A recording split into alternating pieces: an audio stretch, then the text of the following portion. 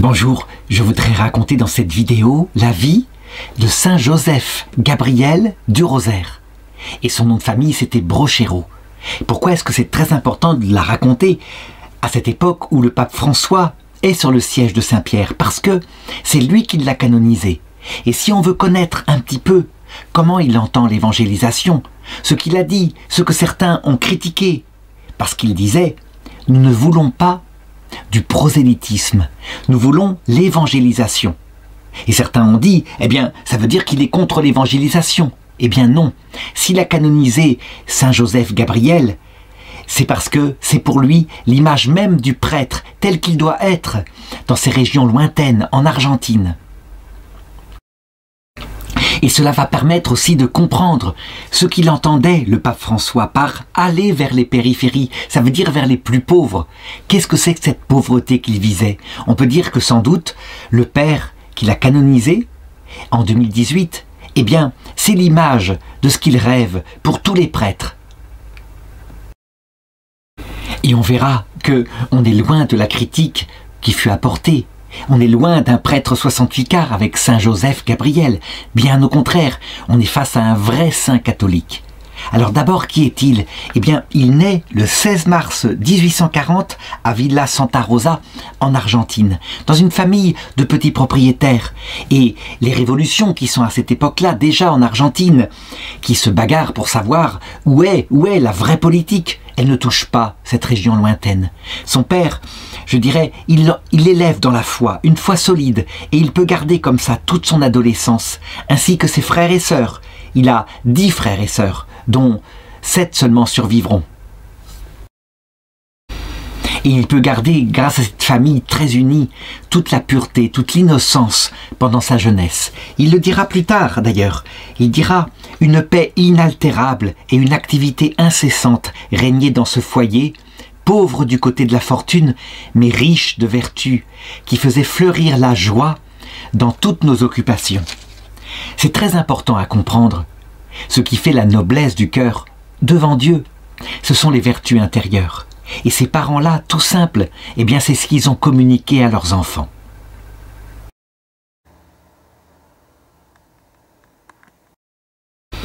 Il l'élève dans la foi, mais il lui donne aussi les bases d'une culture. Il les lui faut. Il devra plus tard gérer sa propre famille. L'appel de Dieu ne se fait pas entendre directement, mais dès qu'il est sûr que l'appel de Dieu est en lui, à l'adolescence, alors il se confie à ses parents, et ses parents, ils montrent leur foi profonde, puisqu'ils se réjouissent. Ils se réjouissent que le Seigneur ait fait un tel honneur que d'appeler un de leurs enfants au sacerdoce. Et donc, dès l'âge de 16 ans, donc en 1856, il a la joie de pouvoir entrer au petit séminaire. Le petit séminaire, c'est là où on prépare ceux qui sont encore adolescents. Le séminaire Notre-Dame de Lorette à Cordoba. Évidemment, il va connaître toutes les épreuves que peuvent connaître les adolescents, lui qui est d'une famille pauvre, pas très cultivée. Alors qu'il arrive dans un milieu où tout de même, ce sont plutôt des notables, des gens qui sont allés à l'école depuis leur enfance, qui sont avec lui comme condisciples. Et on se moque un peu de lui. Mais lui, il va garder tout au long de ce petit séminaire, et ensuite le grand séminaire, sa ferveur. Il s'attelle à 2 choses pendant ce séminaire, et c'est formidable. Il s'attelle à garder une vie spirituelle, un contact avec le Seigneur, et en particulier avec Notre-Dame. D'où, je dirais, l'ajout qu'il fait à son prénom, José Gabriel, del Rosario, du rosaire. Le rosaire lui paraît être la prière qui le maintient fixé sur la Vierge Marie et donc sur son Fils Jésus-Christ.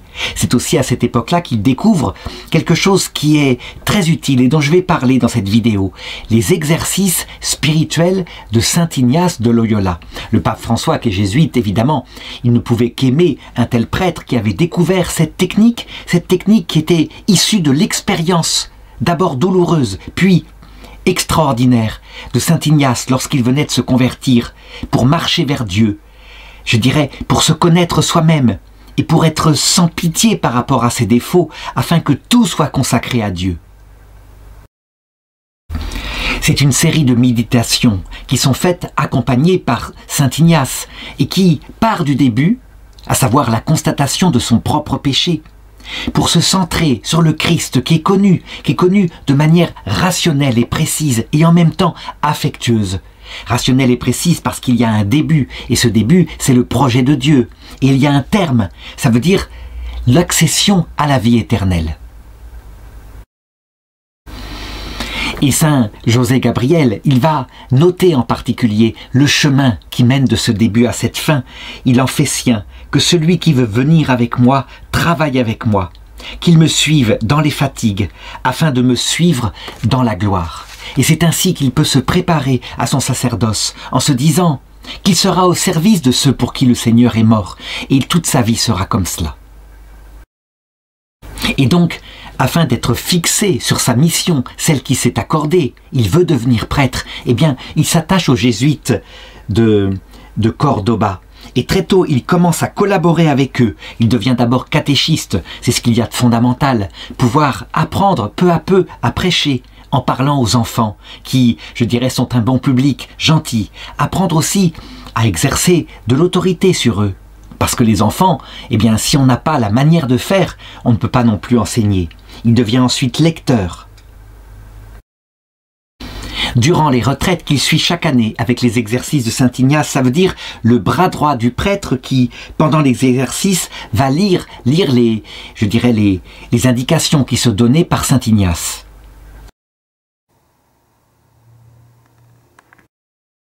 Mais il lui faut aussi une formation intellectuelle. Et comme il est bon, eh bien, en 1858, on décide de le diriger vers l'université. Il fréquente l'université nationale majeure de San Carlos. Et là, il fait la connaissance de quelqu'un qui lui sera très utile plus tard, qu'il pourra faire intervenir le futur président d'Argentine, Miguel Juárez Celman. Il se noue entre eux une amitié très forte qu'il saura faire jouer lorsqu'il en aura besoin. En tout cas, tout se passe bien et à l'âge de 26 ans, il est ordonné prêtre finalement, c'est donc en 1866, le 10 décembre. Et alors, il lui faut un ministère. Le ministère va lui tomber dessus, bien malgré lui, à savoir une terrible épidémie de choléra qui se répand sur la ville.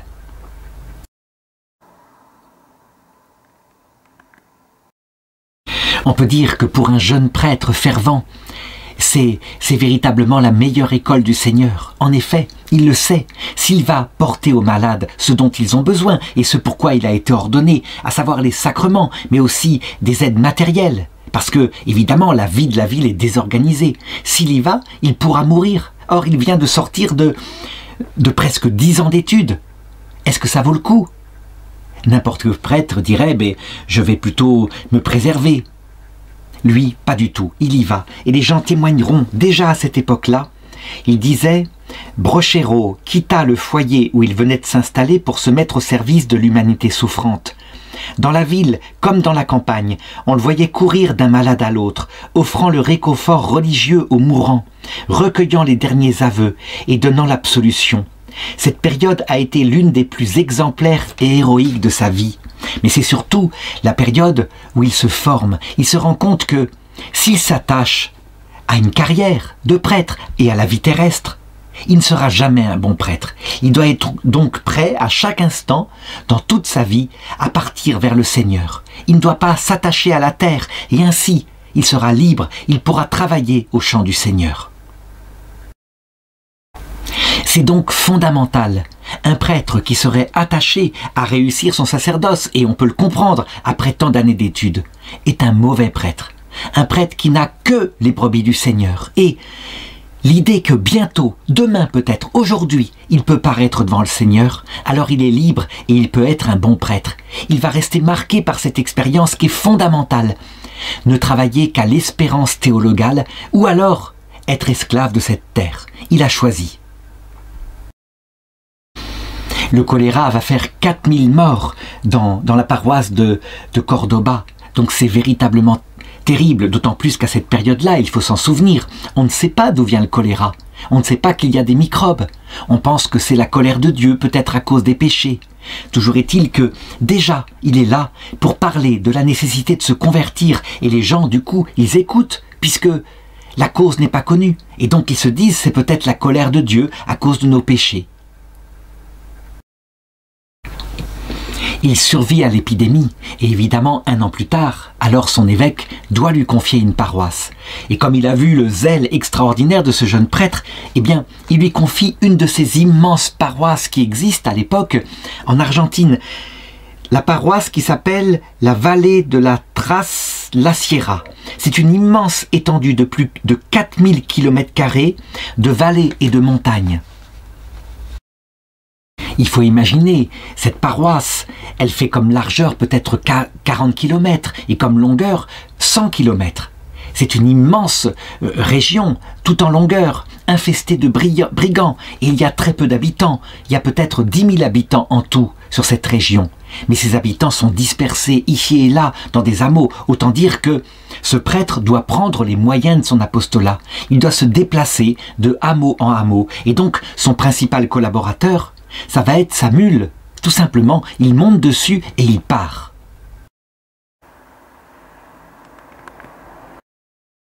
Sa mule est une mule comme toutes les mules. D'ailleurs, il l'a surnommée mauvaise tête, parce que quelquefois, il n'est pas question pour elle d'avancer. En tout cas, le pape François décrit son apostolat. Il dit « Il faut l'imaginer, je l'imagine facilement, parcourant les longs chemins arides et désolés des 200 km² de sa paroisse, frappant de porte en porte aux maisons de nos bisaïeuls et trisaïeuls, pour leur demander s'ils ont besoin de quelque chose et pour les inviter à faire les exercices spirituels de saint Ignace de Loyola. Il connaissait tous les recoins de sa paroisse. Il ne restait pas dans sa sacristie à bichonner ses brebis, non. Le père Brochero était une visite de Jésus lui-même à chaque famille. Il emportait une image de la Vierge Marie, le livre de prière avec la parole de Dieu, les objets de culte pour célébrer la messe quotidienne. Et les gens l'invitaient à venir boire le maté, il bavardait avec le père Brochero, il leur parlait d'une façon que tous comprenaient, parce que cela venait du cœur, de la foi et de son amour de Jésus. Et alors quand il arrive dans les villages, d'abord il se renseigne sur les enfants qu'il y a à baptiser, parce qu'il y a eu des naissances. Et puis il y a aussi des mariages à régulariser, parce qu'évidemment les jeunes gens ne peuvent pas attendre le passage du prêtre. Ils vivent ensemble, ils font des enfants ensemble, et donc lui vient régulariser le consentement qu'ils se sont donné.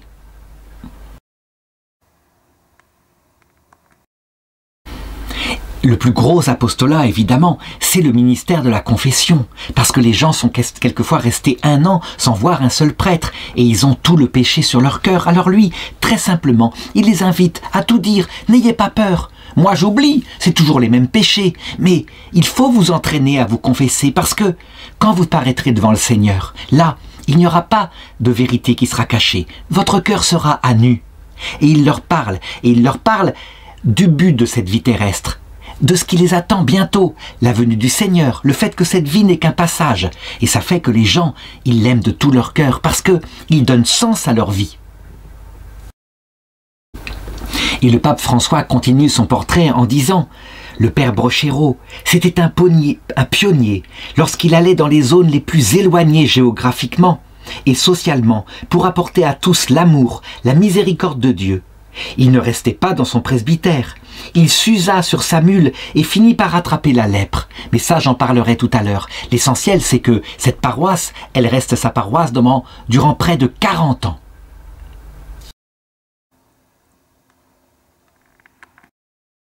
Alors on peut se demander, quelles étaient les priorités de Saint José Gabriel Brochero? Est-ce que cette priorité était le niveau social de ses paroissiens? Est-ce que c'était leur niveau spirituel? Qu'est-ce que c'était? En réalité, il était beaucoup plus simple, il n'avait pas de priorité. La priorité, c'était la pauvreté qui se présentait, mais évidemment, avec le but ultime, parce que c'était un vrai prêtre, leur apporter l'évangile. Il ne méprisait pas ces gens en les réduisant à la misère sociale, loin de là. Mais ça ne veut pas dire qu'il méprisait la misère sociale. On peut dire que ce grand débat qu'a suivi Vatican II et qui se demandait, est-ce que la priorité doit être aux pauvres selon la matière? Est-ce qu'elle se posait chez lui? Pas du tout.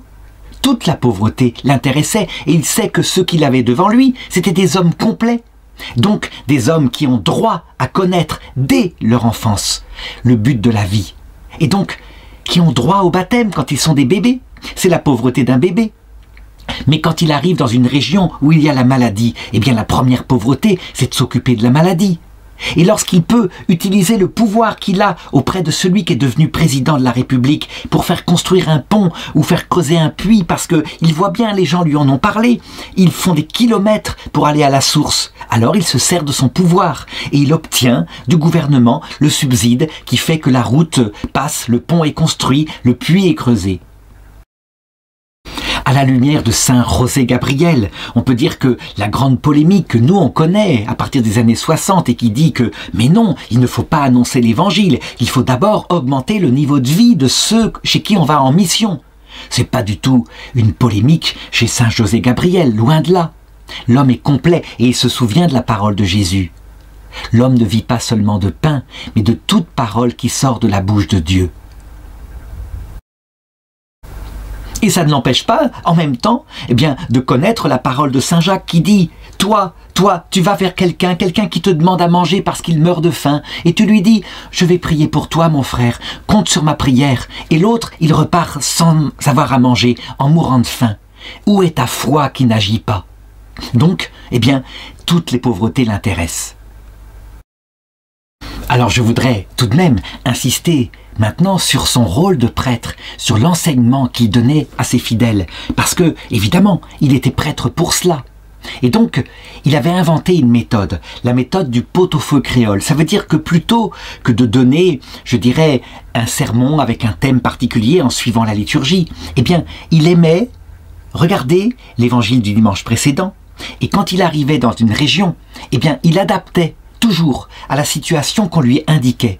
Par exemple, s'il avait affaire à un problème lié à une personne du village qui sans arrêt se répandait en médisance, alors il orientait son sermon en parlant de la médisance et il disait ceci sans aucun respect humain. Il disait « La calomnie est quelque chose de gravissime. La parole que tu dis et qui se répand et qui après casse l'unité de la communauté, tu dois absolument t'en garder. Parce que la damnation éternelle attend la langue trop bien pendue qui lacère son prochain. » Donc il n'hésitait pas à parler de ça. Et je dirais tous les mystères de l'évangile, y compris l'enfer, lui servaient pour sa prédication. On peut dire que le pape François, il a sans doute fait de Saint Brochero son père spirituel, parce que lui aussi, il était capable de cela. Qu'on se rappelle lorsqu'il alla à Palerme auprès de la mafia, et de son fameux discours sur la damnation éternelle qui attend celui qui va à la messe, et qui à côté de ça pille son prochain avec les méthodes de la mafia. Il n'avait aucun respect humain, le pape François, comme le père Saint José Gabriel Brochero. Alors évidemment, Saint José Gabriel se rendait compte qu'il ne pouvait pas se contenter de cela. Il fallait approfondir chez certains la connaissance organisée de l'évangile, du message de Jésus. En effet, je dirais, la foi ne se contente pas d'affection. Certes, il faut savoir prier, mais la prière, elle se nourrit de connaissances. Et la connaissance, c'est quelque chose de construit. Il y a un début, il y a une fin. Et quel est, je dirais, l'outil qui va le plus le servir pour ça, au niveau théologique? Les exercices spirituels de Saint Ignace qu'il avait tellement nourris lorsqu'il était séminariste. Et donc il s'en sert et il n'hésite pas à faire venir certains paroissiens qui sont davantage intéressés, afin qu'ils soient davantage formés grâce aux exercices. Et alors comment faire? Ceux qui le veulent, ceux qui sont les plus fervents, il les invite à venir à la capitale. Buenos Aires. Ils doivent traverser évidemment des régions, mais c'est l'hiver et donc ils ont moins de travail, ils ne sont pas occupés au champ. Et donc là, ils recevront une retraite complète. Il faut évidemment traverser le massif de la Sierra Grandes qui sont enneigés l'hiver, mais ça vaut le coup pour aller prier. Et surtout, en même temps, il les accueillera, il y aura toute son affection et eux, ils verront la belle ville, la capitale. Et les gens viennent, mais ils ne viennent pas par dizaines. Ils ne viennent pas par centaines, ils viennent par milliers. Alors évidemment, il s'en est douté parce que les gens sont enthousiastes et donc il prépare la première retraite, il lui faut un bâtiment assez vaste pour accueillir les gens dont il prévoit qu'ils vont être déjà plusieurs centaines. Et il ne se trompe pas. À la première retraite qui est donnée en 1877, donc il a maintenant 37 ans, il y a 500 participants. Il vient d'inaugurer la maison, on a fini par lui accorder, et les gens sont stupéfaits par le nombre de gens qui viennent, des gens pauvres, des gens de la campagne, des gens qui ont peu de culture, mais qui sont là. Et c'est lui qui la donne lui-même. Il va donner en 1878 5 retraites seulement, ce qui veut dire qu'après il y en a beaucoup plus. Il y en a 2 pour les dames et 3 pour les hommes, et le nombre total de participants est de 3163. C'est un chiffre impressionnant, et il faut s'imaginer ces retraites où les gens sont là, et ils sont complètement en silence, totalement. Le silence est impressionnant, ça veut dire qu'ils sont là, ils prient, ils vont à l'église, ils reçoivent les prédications, et les prédications elles portent évidemment sur les grandes vérités de l'Évangile. Ça veut dire que d'abord, eh bien, on aborde le dessein de Dieu sur l'homme. Qu'est-ce qu'on fait sur terre? D'où est-ce qu'on vient? Et puis, le soir, ou à la fin de la retraite, on aborde le but de tout. L'éternité, la mort, l'enfer, le paradis. Et puis, entre les deux, on a ce qui explique tout. Là où Jésus s'est expliqué, la vie, la passion, la résurrection de Jésus. Évidemment, ce silence intérieur par ces pauvres gens qu'on pourrait mépriser parce que ce sont des paysans. Ce silence intérieur va marquer profondément toute leur vie et on peut dire que l'évangile se répand de cette façon-là et s'inscrit profondément dans les cœurs de l'Argentine. Les gens, ils en ressortent avec une compréhension de la logique de ce qu'est leur religion. Ils le savent, il y a un principe, un fondement, c'est Dieu. Et le but de la vie, c'est de voir Dieu face à face un jour. Et sur terre, du coup, on est comme dans un passage. Et on apprend cela. Le but de toute la vie chrétienne, c'est de découvrir Dieu. Et Dieu, pour cela, il donne des aides, que sont les saints, les anges, mais aussi les prêtres et son Église catholique. Au paradis, nous serons face à Dieu et nous serons avec ceux que nous avons aimés. Personne ne sera oublié. Tous nos souvenirs reviendront. Nous retrouverons notre jeunesse. Et il faut vivre courageusement en attendant dans ce purgatoire, cette vallée de larmes qu'est la terre. Si nous comprenons que Dieu est bien le principe et le terme de tout, alors tous les moyens de cette terre, gagner de l'argent, avoir de la gloire, avoir du plaisir, nous devons les placer à leur juste place. Ce sont des moyens provisoires. Il serait fou, il serait aberrant d'en faire la finalité de notre vie. Nous nous attacherions à quelque chose dont nous n'apporterons rien au paradis.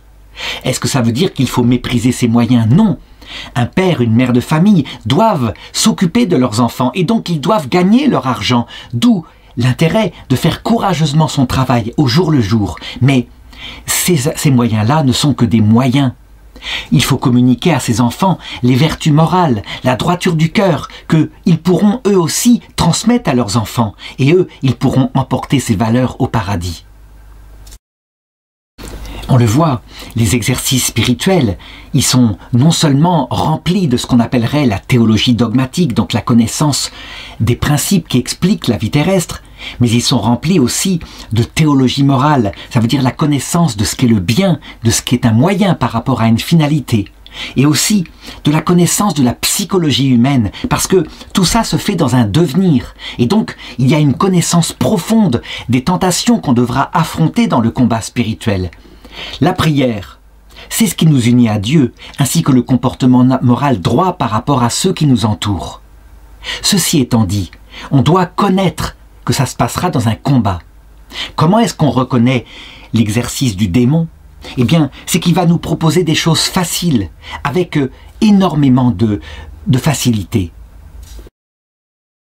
Ces facilités sont immédiates, ce sont par exemple les voluptés, elles nous plairont immédiatement, mais le bon esprit, notre ange gardien, lui, eh bien, il se fera plus discret. Mais par contre, si on suit le mauvais esprit, on aura, au fond de la conscience, quelque chose qui nous brûle. C'est le rappel qu'on n'a pas fait le bien, qu'on s'est laissé aller à quelque chose qui était qu'un moyen, et on en a fait la finalité de sa vie, en brisant ce qui est important pour les autres, à savoir l'amour du prochain. Il faut donc volontairement et avec intelligence se mettre au combat pour suivre le bon esprit, à savoir l'amour de Dieu et l'amour du prochain. Cette intelligence de l'amour de Dieu et de l'amour du prochain sera évidemment combattue par le mauvais esprit qui nous mettra de mauvaises pensées en nous disant « mais là, donne-toi du plaisir égoïste, recherche de la gloire égoïste ».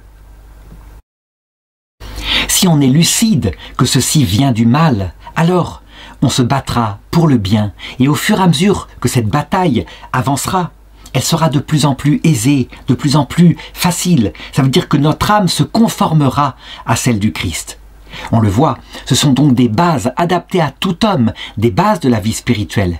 Évidemment, il y a d'autres secrets, des secrets encore plus profonds, qui peuvent ensuite être approfondis, comme par exemple les raisons de la souffrance qui frappent parfois les gens honnêtes. Et aussi le comportement qu'on doit avoir face à l'injustice. On ne doit pas laisser faire, mais on ne doit pas non plus combattre jusqu'à l'absurde, jusqu'au meurtre par exemple. Et donc il donne les bases pour résister à la tentation qui viendra plus tard et qui ridiculisera ce message chrétien, la tentation communiste. Le communisme consiste à dire que face aux injustices, tout est permis, y compris tuer le riche. Et on peut dire que Saint José Gabriel, il apprend autre chose. Le riche, il est pécheur, il est un pauvre comme un autre.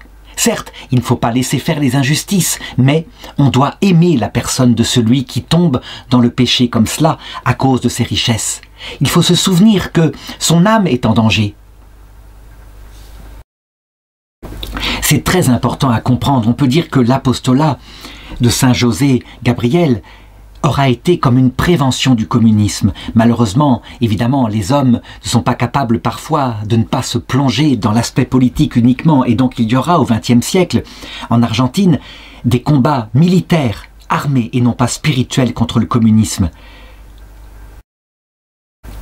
Pour lui, l'âme des riches qui abusent des pauvres, c'est une âme, et donc il l'aime comme le Christ, et donc il fait des retraites exprès pour eux, des retraites où il ne les méprise pas, loin de là.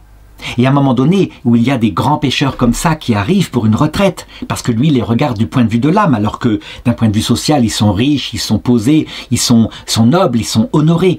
Eh bien, il demande au prédicateur de prêcher 2 fois les exercices de Saint Ignace et le chapitre qui concerne l'enfer éternel.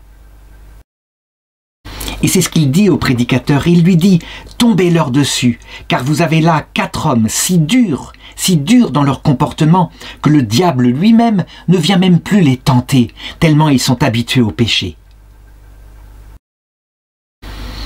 Parmi les grands pécheurs, il y a aussi les pauvres qui se sont tournés dans la révolte et qui se sont par exemple tournés vers le banditisme. Je pense par exemple à cette histoire très significative du bandit Guayama. Guayama, c'est un homme qui pille, qui s'attaque aux riches, qui serait un petit peu une sorte de Zorro, mais qui le fait par le meurtre.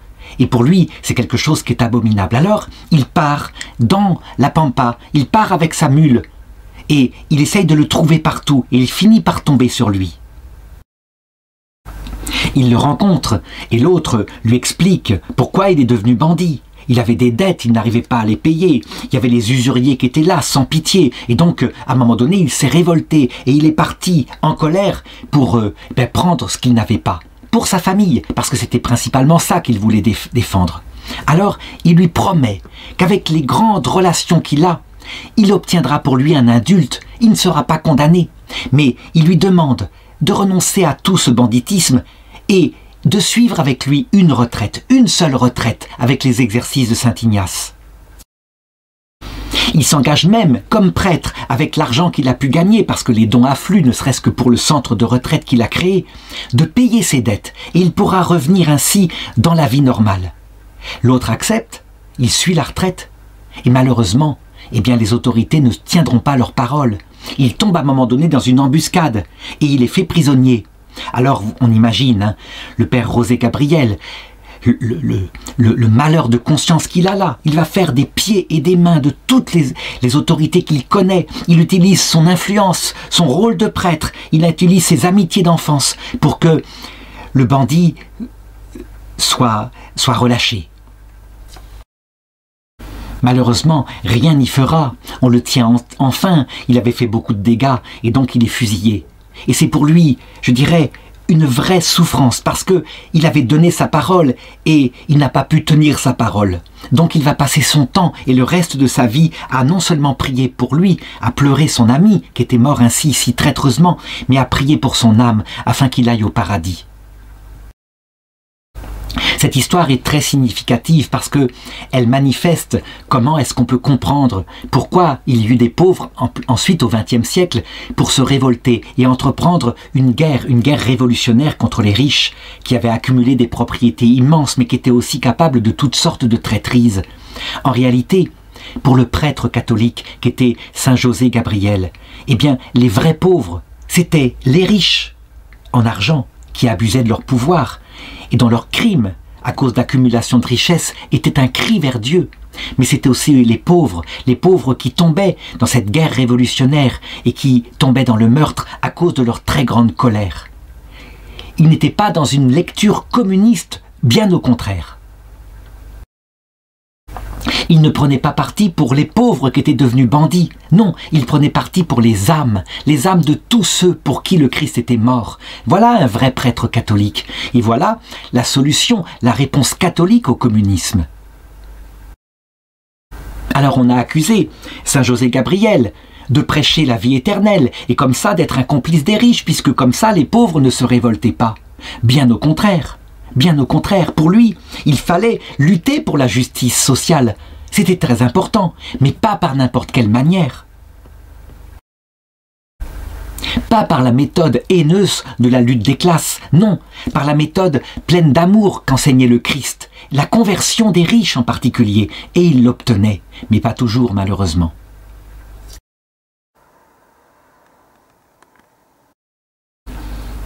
Du coup, vers cette époque-là, il se rend compte qu'il faut quelque chose de profond. Il faut véritablement que les âmes soient hantées sur le Christ. Ça veut dire comme les sarments d'une vigne branchés sur le tronc qu'est le Christ qui donne sens à la vie. Et donc il se rend compte qu'il faut qu'il ait des collaboratrices en particulier, des sœurs qui soient contemplatives et qui puissent l'aider non seulement à tenir la maison où il prêche les exercices de Saint Ignace, mais qui soient là pour prier. C'est très important. Ces femmes, ces saintes femmes, rappelleront aux gens qui se battent évidemment pour leur famille, et avec raison, elles leur rappelleront l'essentiel de par leur propre existence, à savoir que tout a de sens, mais dans le Christ. Et donc c'est pourquoi, à cette période-là, il crée un petit ordre religieux qui le seconde, les esclaves du Sacré-Cœur de Jésus. Et elles sont là. Elles servent pendant les retraites, silencieuses, dévouées, souriantes, avec leur habit religieux, et elles touchent les gens par leur jeunesse, par leur bonté. Et ça marche, ça veut dire que pendant les exercices spirituels, ils voient encore les choses qui s'améliorent. Et il le dit sans cesse, grâce à leurs prières, le diable ne peut plus me voler d'âme. Et effectivement, raconte le pape François, il dit « On comptait par milliers les hommes et les femmes qui, grâce au travail sacerdotal de Saint José Gabriel Brochero, abandonnaient le vice et les disputes. » Tous recevaient les sacrements au cours des exercices spirituels, et avec ces sacrements, la force et la lumière de la foi pour être des bons fils de Dieu, de bons frères, de bons pères et mères de famille, dans une grande communauté d'amis engagés au bien de tous, qui se respectaient et s'aidaient les uns les autres. Évidemment, une telle activité qui pacifie les âmes, qui les met dans la bonne direction, ne peut que déplaire au démon. Toujours est-il que, le démon va peut-être agir par là, ou peut-être est-ce le hasard, un tremblement de terre se produit qui détruit complètement tout ce qu'il avait bâti. Et là, il pourrait se décourager en disant « je vais avoir pas assez d'argent ». Pas du tout, il ne se décourage pas. Il reprend ses quêtes incessantes, s'il lui faut de l'argent pour rebâtir, il l'obtient. Et les journaux se font l'écho de son activité incessante. À cette époque-là, les évêques d'Argentine décident d'organiser une sorte de congrès, un congrès théologique pour voir un petit peu comment la doctrine catholique est enseignée dans le pays. Et les curés sont invités à donner leurs avis. Et lui, il vient particulièrement, tellement il est connu. Alors, il raconte, il dit ceci à propos du catéchisme. Il dit « Il n'y a pas de garçon ou de jeune fille qui, dès ses 12 ans, ne soit un petit théologien. connaissant par cœur de nombreuses pages de saint Alphonse de Liguori. Même les enfants à la mamelle le savent parce que tous les jours, leurs parents le leur expliquent. Ça, c'est quelque chose sur lequel je voudrais insister. Actuellement, le protestantisme se répand un peu en Amérique du Sud parce que souvent les prêtres, bien malheureusement, ont suivi la tentation, je dirais, de s'occuper d'abord des choses profanes et pas assez des choses spirituelles. Lui, le père Brochero, il insiste sur la nécessité de baptiser les petits bébés. Mais de le baptiser ne veut pas dire simplement s'arrêter là. Le baptême est accompagné de tout l'enseignement des papas et des mamans. Un enseignement et une prière en commun avec leur bébé alors qu'il est encore en train de téter. Ce qui fait que, tout naturellement, de même que la tendresse de la maman remplit leur cœur et construit le bébé, eh bien la tendresse de l'Esprit Saint qui vient dans le cœur des bébés construit le bébé et le met en connaturalité pour toujours, pour sa vie entière, avec la prière dont il a été nourri en même temps que le lait maternel. C'est absolument indispensable et il rejoint la parole de Jésus qui dit « Laissez venir à moi les petits enfants, ne les empêchez pas ». Pour lui, eh bien, retarder le baptême, le retarder par exemple à l'adolescence quand l'enfant pourra choisir, c'est plutôt le rôle du sacrement de confirmation quand l'enfant passe à un autre exercice de sa foi, un exercice cette fois qui vient de sa propre liberté. Et il y a un sacrement pour cela, je l'ai dit. Évidemment, on se doute que avec ce voyage de nuit et jour à travers la pampa, le père Brochero commence à fatiguer. Il s'use un peu et il se rend compte qu'il parle de moins en moins bien. Il bafouille de plus en plus, il est fatigué. Alors, il demande à son évêque d'être relevé de sa charge parce qu'il y a des jeunes prêtres qui lui paraissent tout aussi efficaces que lui, qui prennent la relève. L'évêque ne veut pas le relever de sa tâche. Il sait très bien qu'en fait, il dit ça par un excès d'humilité. Sa parole, elle convient aux paysans, et les autres sont quelquefois beaucoup plus intellectuels, beaucoup moins adaptés. Finalement, parce qu'il voit bien qu'il vieillit, effectivement, et alors qu'il n'a que 58 ans, eh bien en 1898, il lui accorde d'être relevé de sa fonction de curé, et il le nomme à un poste plus tranquille, à savoir chanoine à la cathédrale. Et tout le monde se réjouit, évidemment, sauf l'intéressé, qui ne s'attendait pas du tout à ça, qui reçoit évidemment le camail de chanoine. Et voici une photo avec ce costume qui manifestement ne lui va pas du tout.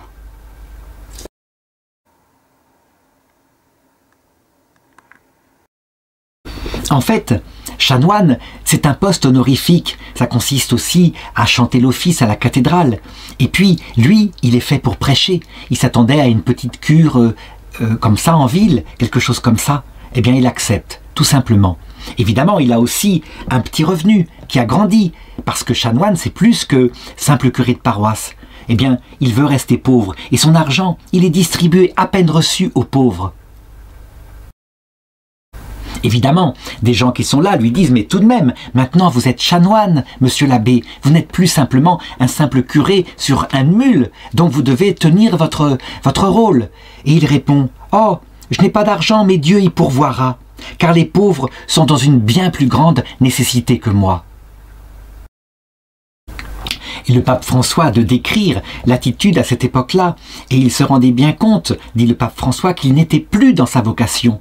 Et il avait des défauts comme tout homme, c'était un homme fragile, comme n'importe lequel d'entre nous, mais il y avait toujours l'amour de Jésus, et au-dessus de tout, à cause de Jésus, l'amour de son prochain. Il voulait porter la miséricorde de Jésus à son prochain. Si bien que l'inactivité et cette espèce de statut social lui est pénible. À un moment donné, il reva voir son évêque et lui explique son malaise. Et l'évêque, ben justement, lui aussi, il a entendu parler de ce qui se passe dans son ancienne paroisse. En fait, les curés qu'il a nommés à sa place n'arrivent pas. Ils réclament tous le père Brochero. Ils veulent absolument qu'il revienne. C'est lui leur curé. Ils le connaissent depuis la grand-mère parfois. Et c'est quelque chose d'ailleurs de très intéressant au niveau pastoral. À notre époque, on a tendance à déplacer les prêtres tous les 10 ans. À cette époque-là, on sait qu'un prêtre, c'est le père de toute la famille, depuis quelquefois 3 générations. Et c'est certainement pastoralement quelque chose à réfléchir. Toujours est-il que finalement l'évêque accepte et le 1er décembre 1902, il a 62 ans, il lui donne l'autorisation de reprendre son ancienne charge pastorale. Évidemment, c'est une réjouissance totale dans sa paroisse. Et donc, il ôte sa mosette de chanoine et il dit « Je renonce avec joie à ce bas qui n'est pas fait pour mon dos, ni à cette espèce de mule-là qui n'est pas la mule que je fréquentais habituellement. »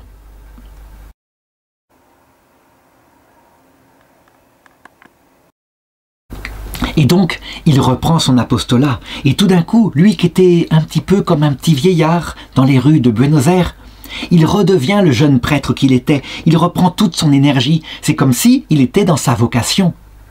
Alors il se met à nouveau au service de tout le monde et il va à droite à gauche. Et c'est là que je voudrais raconter maintenant les dernières années de sa vie, la façon dont le Seigneur a préparé son serviteur pour la vie éternelle.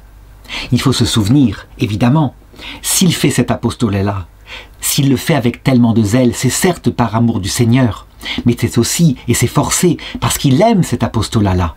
Et il l'aime, et donc il y trouve du plaisir, et donc il y trouve de l'épanouissement. Or, pour aller dans la vie éternelle, c'est un secret que n'enseignent pas les exercices de saint Ignace, mais qui est enseigné par la plus profonde des théologies mystiques, dès l'époque de Moïse. On ne peut pas voir Dieu sans mourir à soi-même.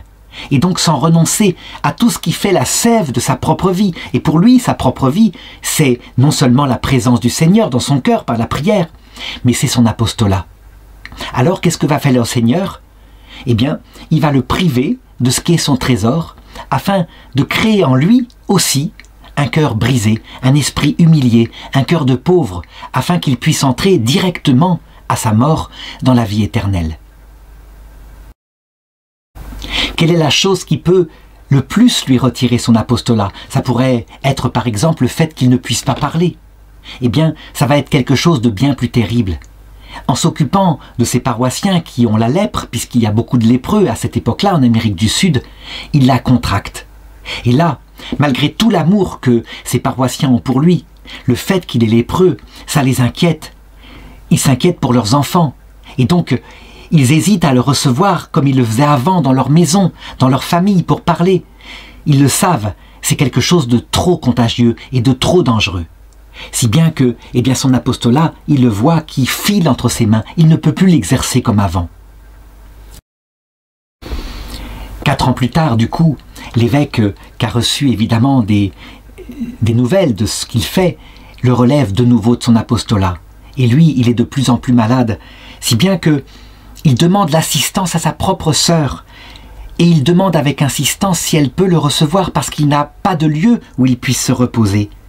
Et alors il dit que les religieuses esclaves, ça veut dire le petit ordre religieux qu'il a créé, lui prêteront tout le nécessaire pour dire la messe.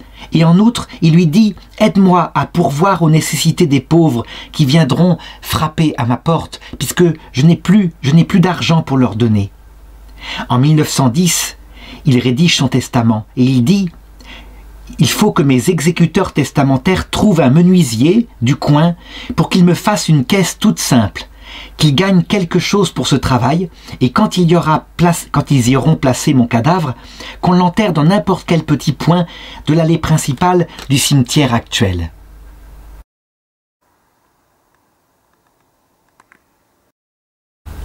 Et le Seigneur va lui envoyer d'autres épreuves. La lèpre s'étend de plus en plus sur son corps, et à un moment donné, elle finit par atteindre sa capacité de voir et sa capacité d'entendre. Ce qui veut dire qu'il ne peut plus prêcher, il ne peut plus donner les sacrements. Il est comme enfermé dans une sorte de silence intérieur, et il accepte cela pour sa propre purification. Son apostolat se restreint de plus en plus. Il arrive encore à prêcher principalement pour les messes des défunts, parce que, évidemment, lorsqu'il y a des enterrements, eh bien, les gens le lui confient. Et à ces paroles de l'Évangile, « Et moi, je te ressusciterai au dernier jour », eh bien, c'est sa dernière prédication, et là, il s'évanouit. Il est trop atteint par la lèpre. Les dernières semaines de sa vie, il le sait, il doit maintenant se préparer au passage dans l'autre monde. Et il le reconnaît, on l'entend dire à ceux qui veulent bien l'approcher pour l'aider, « Quoique le démon cherche quelque chose en moi, il se trompe. Tout est payé par le sang de notre Seigneur Jésus-Christ. » On peut se demander, mais pourquoi? Pourquoi est-ce que le Seigneur traite ainsi ceux qui se sont dévoués pour lui? En réalité, là c'est un point de théologie et je voudrais m'arrêter dessus parce qu'il est essentiel, il est la clé de tout.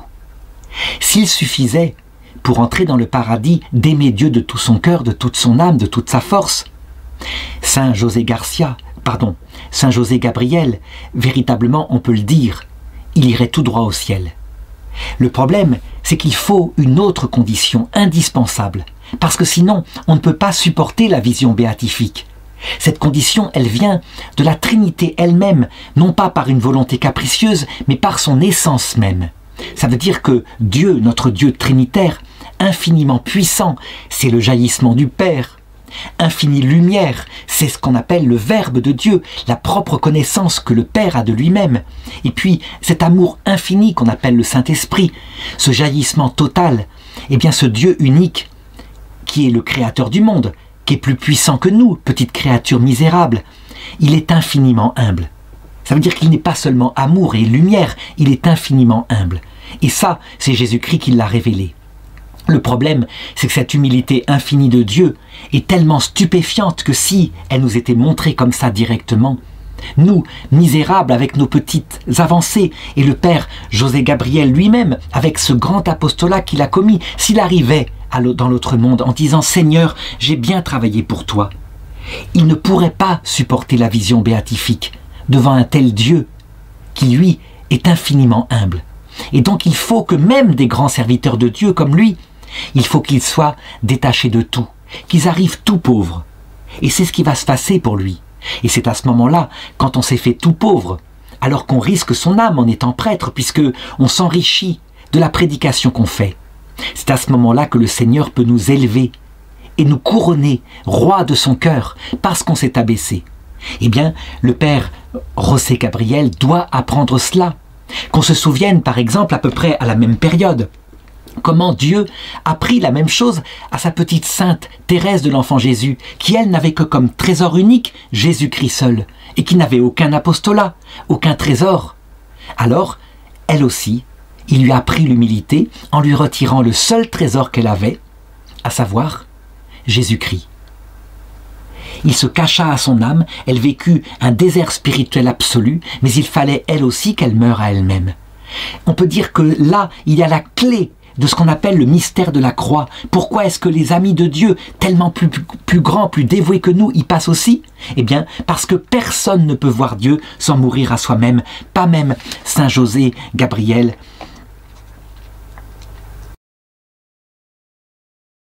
Et donc, à la fin de ce purgatoire très dur qu'il fait sur terre, eh bien, il se compare à une bête de somme. Il dit, maintenant, tout mon attirail est prêt pour le départ. Il est devenu tout pauvre. Et ce seront ses derniers mots. Il rend son âme à Dieu paisiblement à l'âge de 73 ans, le 26 janvier 1914. Et le 14 septembre 2013, le cardinal Angelo Amato le béatifie solennellement à Rome. On peut dire que celui qui nous exalte et qui nous fait roi et reine de son cœur, c'est Dieu. Quand on arrive à genoux, sans aucune illusion sur soi, comme l'a fait Saint José Gabriel, alors on est élevé. Et la personne qui a été le plus élevée, qui est devenue la reine du cœur de Dieu, au point que les protestants disent « mais c'est un nom d'idole ». Eh bien, c'est la personne qui s'est le plus abaissée, c'est la Vierge Marie. En réalité, jamais elle n'a revendiqué, disait le pape François, le titre de reine du ciel, de reine des anges. C'est Jésus qui nous élève et qui l'a élevée parce qu'elle était la plus petite à ce rang-là. Elle passe son temps d'ailleurs à donner à ceux qui arrivent au ciel et qui sont petits des rôles grandioses auprès de nous pour nous aider sur terre. Et donc on peut être certain que le Père José Gabriel, il passe son temps, lui aussi, mandaté par sa reine, qui l'a fait roi, il passe son temps à faire du bien sur la terre.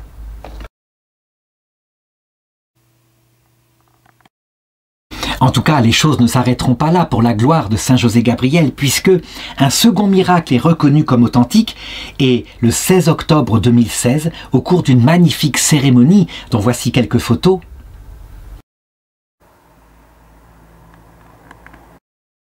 eh bien, le pape François le canonise sur la place Saint-Pierre, en même temps que quelques autres saints, dont une que je voudrais citer particulièrement, Sainte Élisabeth de la Trinité, elle qui n'a jamais quitté son petit couvent de Carme, de Carmélite, et qui est, je pense, eh bien, le trésor, la prunelle du cœur de Saint José Gabriel, lui qui avait créé ses petites sœurs esclaves du Sacré-Cœur, parce que Sainte Élisabeth de la Trinité, elle contemplait pour lui le mystère même de la Trinité. C'était son trésor, ce don de sagesse, et elle avait compris pourquoi, si on veut voir Dieu face à face, il faut mourir à soi-même.